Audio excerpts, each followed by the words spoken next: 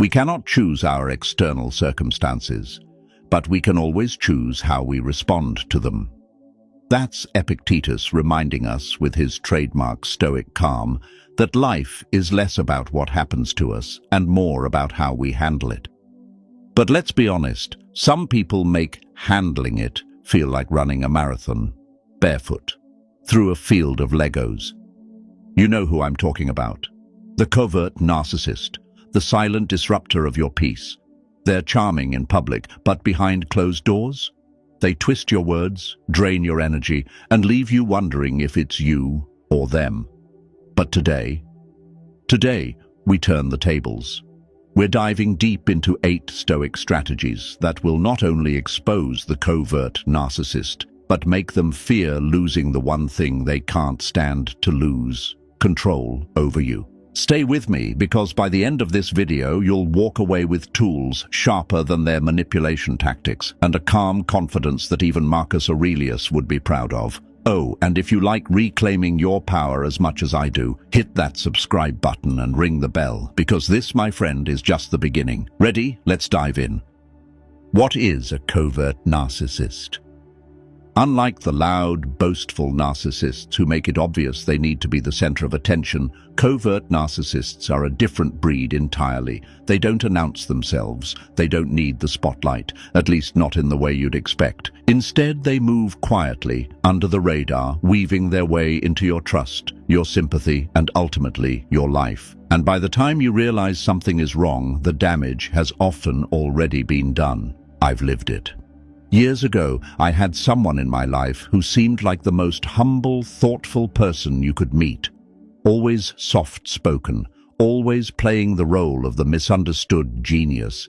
You know the type, the one who sighs and says no one really gets them, no one appreciates their hard work. I believed them. I gave them support. I became their sounding board, their rescuer. But slowly, without noticing it, I started feeling drained. My confidence took a hit, and I found myself constantly second-guessing my choices. Every time I succeeded at something, there was a passive-aggressive comment waiting. Must be nice to have things work out so easily for you. They didn't need to yell to hurt me. Their disappointment, their subtle envy, and their quiet digs did the work just fine. That's the danger of covert narcissists. They don't act like the villains we see in movies. They often come off as kind, even vulnerable. But underneath, they crave admiration and control just as much as their louder counterparts. The difference is they use manipulation instead of bragging. They make you feel sorry for them. They make you feel responsible for their happiness. And if you dare to set a boundary, they'll flip the story. Suddenly, you are the cruel one. You are ungrateful. And if you're not careful, you'll believe it. This is where Stoicism saved me. It taught me to stop focusing on what they were doing and start focusing on how I was reacting. Marcus Aurelius said, "The happiness of your life depends on the quality of your thoughts." I realized I had a choice. I didn't have to explain myself. I didn't have to fix anyone. I could observe without absorbing. I could listen without carrying their burdens. Stoicism gave me the power to step back, to stay calm, and to stop feeding their need for control. If you've ever felt quietly manipulated, if you've ever walked away from a conversation feeling smaller without knowing why, chances are you've met a covert narcissist, but you don't have to stay under their influence. When you master your mind, when you reclaim your inner peace, they lose their grip on you. And that, my friend, is what they fear the most. This is why today we're diving into 8 Stoic strategies that will help you not only recognize covert narcissists, but handle them with calm, quiet strength. Stay with me. This could change everything. 1. Call them by their name. One of the most quietly powerful strategies for dealing with a covert narcissist is something so simple, most people overlook it entirely, addressing them directly by their name. At first, it may seem insignificant, but in truth, it is a small act that carries a great deal of weight, psychologically and philosophically. For covert narcissists, control often lies in ambiguity. They thrive in spaces where things are left unsaid, where their passive-aggressive comments hang in the air without direct challenge. They manipulate by creating confusion, by making you question yourself, and by avoiding clear, direct confrontation. But when you call them by their name, calmly and deliberately, you bring them back into reality. You force presence. And more importantly, you signal that you are not afraid of them. I learned this firsthand with someone I once considered a close friend. This person had a quiet way of making me feel responsible for their disappointments. They always played the victim.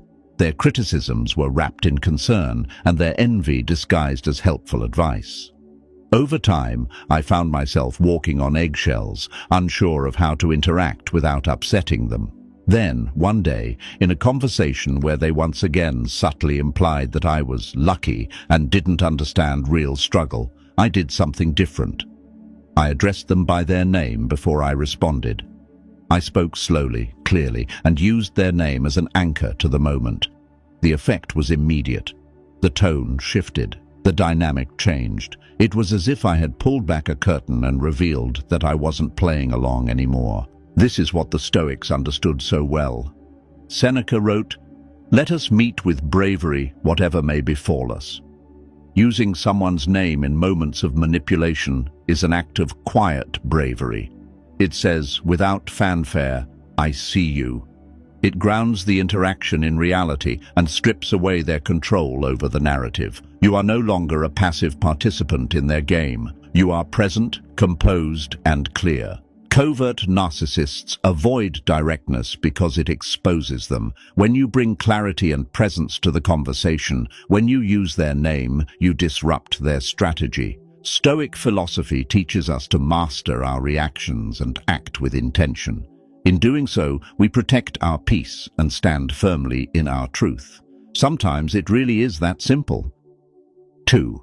Stick to the subject. In any exchange with a covert narcissist, conversation rarely follows a straight line. What begins as a clear point often dissolves into confusion, subtle accusations, shifting blame, and emotional bait designed to pull you off course. Covert narcissists rely on this strategy. They create a maze of diversions and half-truths, knowing that if they can keep you emotionally reactive, they can keep control. It's not about resolution for them. It's about domination through disorientation. This isn't random behavior.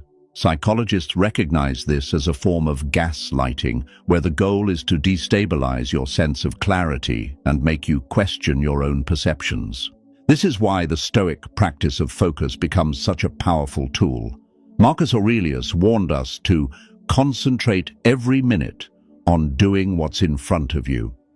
It's a call to mental discipline, a reminder that in moments of chaos, we have the ability to stay anchored in clarity. When you refuse to follow the narcissist's diversions and instead stay committed to the subject at hand, you deny them one of their most effective weapons: confusion. Psychologically, staying on topic acts as a boundary. It signals that you're not open to manipulation, and it forces the narcissist to face the discomfort of a direct, grounded conversation, something they are not equipped for. They depend on emotional distraction to wear you down, but by calmly repeating your point and bringing the focus back, you maintain control of the interaction. Stoicism teaches that external chaos has no power unless we surrender to it. As Aurelius wrote, "If you are distressed by anything external, the pain is not due to the thing itself, but to your estimate of it." When you focus your mind and refuse to be diverted, you take back that power. This kind of mental discipline doesn't just protect you in conversation, it reinforces your self-respect. It sends a clear message: I am not here to play games. And slowly, that clarity becomes your strength. In dealing with covert narcissists, it's not about winning arguments, it's about refusing to be drawn into confusion. That's where real freedom begins. 3. Don't take responsibility for their emotions. In the complex and often exhausting dance of human relationships, Stoicism offers a vital truth, one that becomes all the more urgent when we find ourselves entangled with a covert narcissist. It is the art of knowing where our power begins and where it ends. Epictetus, in his Enchiridion, reminds us that some things are within our control, our thoughts, our actions, our judgments, and some are not. The feelings, reactions, and emotional storms of others, particularly those of a narcissist, fall firmly outside our reach. Yet for many of us, there is a deeply human tendency to take on those emotions as if they were ours to fix. Especially with covert narcissists who so skillfully wear the mask of the wounded soul, this instinct to help, to soothe, can quietly become a trap. I know that trap. Years ago, I was close to someone who lived in a near constant state of quiet distress. They were never outwardly demanding, never raised their voice, but there was always an undercurrent of suffering. I found myself working harder and harder to keep them happy, to prevent their mood from souring. It was as if their emotional well-being had become my full-time job, and no matter how much effort I put in, it was never enough. What I didn't see at the time was how cleverly they had made their unhappiness my responsibility. Psychologists call this emotional enmeshment, a blurring of boundaries where you start carrying emotions that don't belong to you. It's a tactic covert narcissists often use. They thrive by shifting their emotional weight onto others, binding them with guilt and obligation. But Stoic philosophy cuts through this confusion. It teaches that while empathy is natural, we must distinguish compassion from responsibility. We can listen, we can be kind, but we cannot and should not take ownership of another person's inner life.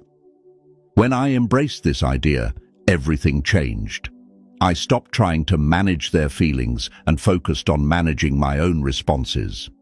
Stoicism gave me the clarity to let go of what was never mine to carry. And with that, I found peace. Because in the end, respecting the boundary between what we can control and what we can't is not just wisdom, it's freedom. 4. Disengage when attacked. In confrontations with a narcissist, the attacks often come swiftly and with precision, sharp criticisms, personal insults, and subtle character assassinations that leave you questioning your worth. It's their way of drawing you into their chaos, of provoking a reaction that gives them the sense of control they crave. I remember a time when I worked under a supervisor who embodied this behavior. At meetings, he would mask his disdain behind cutting remarks disguised as humor, consistently undermining my efforts in front of others. There was an almost coldness to his words, designed to provoke embarrassment or anger. And at first, I took the bait. I defended myself. I explained, justified, argued. But each time I reacted, I fed the dynamic he was engineering. The more I tried to correct his false narrative, the more entangled I became in it. It was only when I stepped back and embraced the core teaching of Stoicism that things began to shift. Epictetus wrote that it is not what happens to us, but how we react that defines us. And in that space between action and reaction lies our power. I chose silence. Not the silence of defeat, but the silence of strength. When the cutting remarks came, I didn't defend, I didn't explain. I simply listened, nodded, and said nothing. At first, he pressed harder, as if searching for the emotional reaction he had come to expect. But there was nothing to hold on to. Over time, the dynamic changed. Without my reactions, the drama lost its fuel. Psychologically, narcissists feed on emotional energy. Whether it's anger, frustration, or defensiveness, it reinforces their sense of control. But silence is something they struggle to manage. It forces them to confront their own words without distraction. Marcus Aurelius reminds us that we have power over our mind, not external events. In choosing silence, we maintain mastery over ourselves. We deny them access to our peace. Stoic philosophy doesn't call us to passivity, but to mastery. In these moments, silence becomes an act of resistance. It is a refusal to play the game. And in that refusal, we find strength not in the noise of reaction, but in the quiet of resolve. If you found these insights valuable, let me know by commenting yes below. Your thoughts matter, and I'd love to hear from you. 5. Seek truth over sentiment. If you truly wish to improve yourself, you must be willing to appear ignorant or even foolish in matters that hold no real value. This was the counsel of Epictetus, who understood that true strength lies not in appearing wise about everything, but in dedicating oneself to the pursuit of what is meaningful and true. Nowhere is this lesson more critical than in dealing with narcissists, whose skill lies in crafting elaborate illusions, appealing stories, and emotional performances designed to manipulate the perceptions of those around them. In these dynamics, reality becomes murky. You are constantly challenged to separate what is real from what has been carefully staged for effect. Narcissists feed off sentiment. They use emotion as a weapon, wrapping their intentions in sympathy, guilt, and even admiration, making it difficult to see the truth beneath the surface. A powerful example of this lies in the story of Princess Diana. She was beloved by millions, and for good reason. Yet, behind palace walls, she often spoke of the subtle manipulations and control she endured, how narratives were spun around her, and how difficult it was to discern genuine connection from calculated appearances. Her ability to eventually step away from those dynamics was rooted in a recognition of truth, not sentiment. She stopped believing in the fairy tale and saw the reality for what it was. That shift, painful as it was, gave her back her autonomy. Marcus Aurelius warned that everything we hear is an opinion, not a fact. Everything we see, a perspective, not the truth. This is a powerful reminder, especially when dealing with narcissistic personalities. They master the art of shaping perceptions. They thrive in environments where people mistake emotional intensity for authenticity. But Stoicism calls us to look deeper, to strip away the performance, and to stay grounded in what is real. To prioritize truth over emotional comfort is not to become cold or indifferent. It is, in fact, an act of courage. It is the decision to face reality head-on, without flinching, even when the truth is inconvenient or painful. In practice, this means resisting the urge to respond to flattery, guilt trips, or emotional outbursts. It means being willing to stand in silence while others perform around you. Stoicism teaches that integrity is found in this steadiness. The narcissist's greatest power is in distorting reality. Your greatest defense is in refusing to let them. When you hold to what is true, without embellishment, without sentiment, you reclaim your peace and your strength. That is how you stay free. 6. Expose deception calmly. When faced with the deception of a narcissist, there is a natural temptation to respond with anger or urgency. Their lies are often calculated, designed to provoke and destabilize, to pull you into their world of emotional chaos. But Stoicism teaches a different response, one rooted in equanimity and inner mastery. Epictetus counseled, "Keep calm and do not be angry with them." At first glance, this may seem like indifference, but in truth, it is an act of profound strength.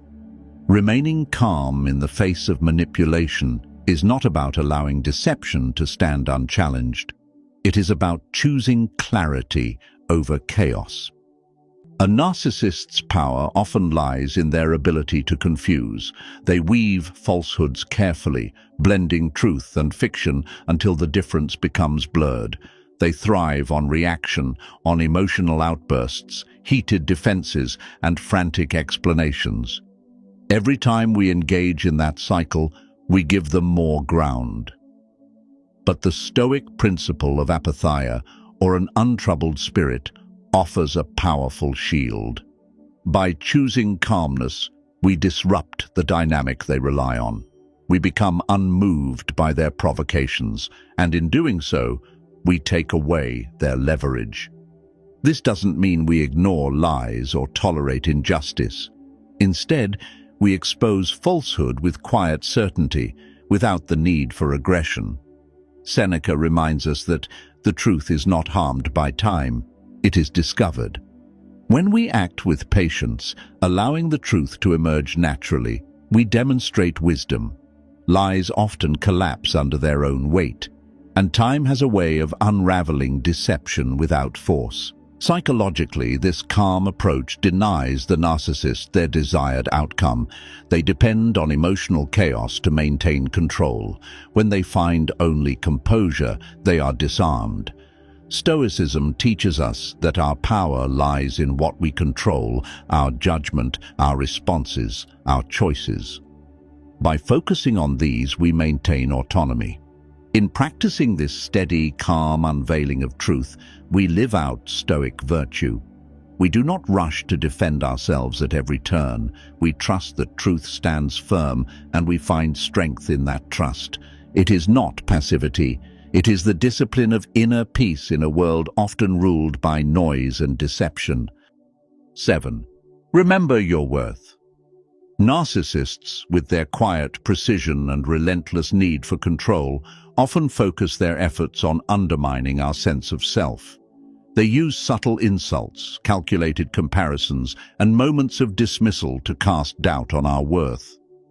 Over time, this erosion can leave even the strongest individuals questioning their value.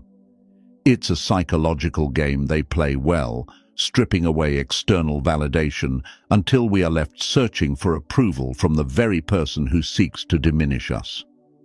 But this is where Stoicism offers its most powerful shield, the unshakable recognition of our inherent worth, independent of how anyone perceives us. Seneca once said that it is not the man who has too little who is poor, but the one who craves more. This wisdom reminds us that the constant need for approval or validation from others is a form of poverty. True wealth comes from within, from understanding that our value is not something granted by anyone else. It is intrinsic. The narcissist's manipulation loses its power the moment we stop seeking their affirmation. In the practice of Stoicism, we are called to recognize that we are complete as we are, rational, resilient beings capable of living virtuously, regardless of how others judge us. When we understand this, we begin to see through the tactics of manipulation.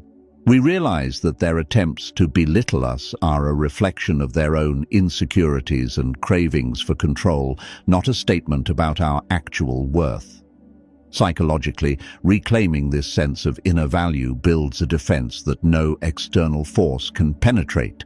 Stoic philosophy teaches us that our sense of self must be grounded in reason, not in emotional dependency. And once we accept that, we stand firm, unmoved by the shifting opinions of those who seek to keep us small. Our dignity, as Stoics remind us, is ours to preserve, not theirs to define. 8. Maintain boundaries firmly. To set and hold firm boundaries with a narcissist is not just an act of self-protection, it is an act of preservation, one deeply rooted in Stoic philosophy. It's a clear statement that while we must share space in this world with difficult people, we do not have to let their chaos trespass into our inner peace. The Stoics taught us that our mind is a fortress, and we are its guardians. When Epictetus asked what an abuser gains if his insults strike a rock, he was teaching us that our composure, our refusal to react, is the strongest barrier we can put between ourselves and manipulation. Narcissists often test boundaries with precision. They look for cracks, subtle ways to push past the limits we've set, because control is their ultimate aim. You might say no, only to find them returning, asking again, pressing harder, cloaking their demands in guilt or charm. This is where many people falter, not in setting boundaries, but in maintaining them. And this is where Stoicism becomes not just a philosophy, but a daily practice.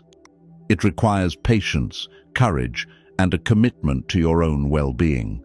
I've spoken to many people who describe the slow erosion of their boundaries. They set limits, But over time, fatigue and self-doubt creep in. The narcissist senses this weakness and uses it. But Stoicism reminds us that the space between ourselves and others is sacred. It's where we exercise our greatest freedom, the freedom to choose how we respond. To hold a boundary is to declare, "This is where I end and you begin." The moment we stop defending the walls of our inner life, we hand over the keys to someone else. But when we remain steady, like the rock Epictetus described, the narcissist's tactics lose their effect. It's not easy, but neither is living in constant turmoil. Choose, as the Stoics did, the discipline of tranquility over the exhaustion of chaos. And in that choice, you reclaim your peace. Practical application: the story of Sarah. Let me tell you about Sarah, a seasoned project manager at a fast-growing tech company. Known for her leadership and meticulous work, she's the kind of person who quietly gets things done without seeking the spotlight. But things begin to shift when a new director, Nathan, joins the team. Nathan is charismatic, well-spoken, and quickly gains favor with upper management. Yet beneath the charm, Sarah senses something else, something calculated. It becomes clear when Nathan presents one of Sarah's project frameworks in an executive meeting as if it were his own. No mention of her work, no acknowledgement of her contributions, just a polite smile in her direction, as if daring her to speak up. At first, Sarah feels that familiar rush of disbelief, followed by the sting of betrayal, but instead of reacting impulsively, she leans into the teachings of Stoicism. She recalls Marcus Aurelius's wisdom: "The best revenge is to be unlike him who performed the injury." Sarah knows that Nathan's behavior is meant to provoke, to bait her into an emotional response. Instead, she chooses clarity over chaos. Later that week, Sarah arranges a private meeting with Nathan. She speaks calmly, addresses him directly by name, and points out the oversight without accusation. Her tone is even, her words grounded in facts rather than feelings. Nathan deflects, as narcissists often do, charming one moment, condescending the next. But Sarah holds the line. She remembers Epictetus: "Only the educated are free." She stays focused, refusing to be lured into his game. Over the following weeks, Nathan tests her resolve. He becomes more erratic, more controlling, but Sarah doesn't take on his emotions. She reminds herself of Seneca's truth: "We suffer more often in imagination than in reality." She doesn't engage in battles that drain her energy. Instead, she documents their interactions, establishes firm boundaries, and makes it clear, professionally and respectfully, what behavior she will no longer accept. In time, Sarah's composure speaks louder than Nathan's manipulations. Her team, recognizing her steady leadership, begins to rally around her. She brings her concerns to HR with professionalism backed by clear evidence, not emotion. Eventually, Nathan's tactics are exposed in a leadership review. Sarah's integrity remains intact, her reputation strengthened, and more importantly, her peace preserved. This is the power of Stoicism in action. In the face of manipulation and covert narcissism, it's not aggression but self-mastery that wins. Like Sarah, we can stand firm, knowing our worth isn't defined by the shifting moods of those who try to diminish us. It's a choice, one rooted in reason, discipline, and quiet strength. And there you have it, 8 Stoic strategies to expose the covert narcissist and make them fear what they can't control: your calm, your clarity, and your unshakable peace of mind. Remember, it's not about fighting fire with fire. It's about standing so steady they can't shake you, no matter how hard they try. You are the rock. You are the storm they can't predict. And trust me, nothing unsettles a narcissist more than a person who refuses to dance to their tune. Now, I'd love to hear from you. How have you held your ground? Which Stoic principles have helped you reclaim your peace from manipulative people? Share your story in the comments. You never know who needs to hear it today. And if this video lit a fire in you, give it a like, hit subscribe, and tap the notification bell so you never miss out on strategies to strengthen your mind and master your life. This is your space, your journey, and you're not alone. Until next time, walk tall, breathe deep, and remember, your power lies in what you choose to let in. And guess what? You choose you.